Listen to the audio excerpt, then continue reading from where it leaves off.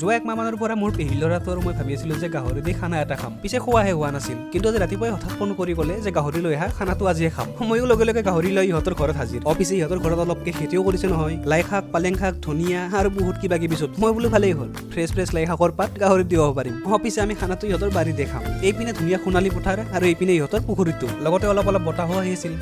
কৈছো নহয় আপোনালোকক কম ধুনীয়া লাগিছিল। বাৰু এইপিনে আমাৰ চৌকাও জ্বলিল আৰু মই আলু পিয়াজ কাটাত লাগিলো। পিছে আমাৰ খানাটোত আমি 3জনে মানুহ দেই, বেছি মানুহ হ'লে ভালো নালাগে, কম মানুহ ভাল খানা। বাৰু আজি আমাৰ খানাৰ ৰান্ধনি কংকন বোপাই। ৰেচিপিটো আৰু ভিডিঅ'ত কৈ থকা নাই, কাৰণ নৰ্মেলকৈ বনাইছিলো। পিছে আপোনালোকে কোনবিধ বেছি ভাল পায়, হাঁহ নে গাহৰি? এই দুই বিধৰ মাজত বহুত কনফিউজন দেই। এইপিনে আকৌ কথাৰ মাজতে আমাৰ গাহৰি ৰেডি হ'ল নহয়। খাউট কৈ মই লাই শাক আৰু পালেং শাক ছিঙি লৈ আহিলো। লাই শাকৰ পাতকেইটা গাহৰিত দিলো আৰু পালেংখিনি চাটনি কৰিব ললো। আৰু এতিয়া আমাৰ চাটনি লগতে গাহৰি দুয়োবিধ ৰেডি। আমি আৰু ৰৈ থকাত নাই দেই, ভাতকেইটা বাঢ়ি লৈ গোটেইকেইটাই বহি গলো খোৱাত। গাহৰি, চাটনি, ভাত, বেলেগ একো নালাগে আমাক আৰু। প্ৰথম পিছটো মুখত দি চালো আৰু কৈছো নহয় বম টেষ্টি হৈছিল আঞ্জাখন। বাৰু লগ পাম কালি, বাই বাই।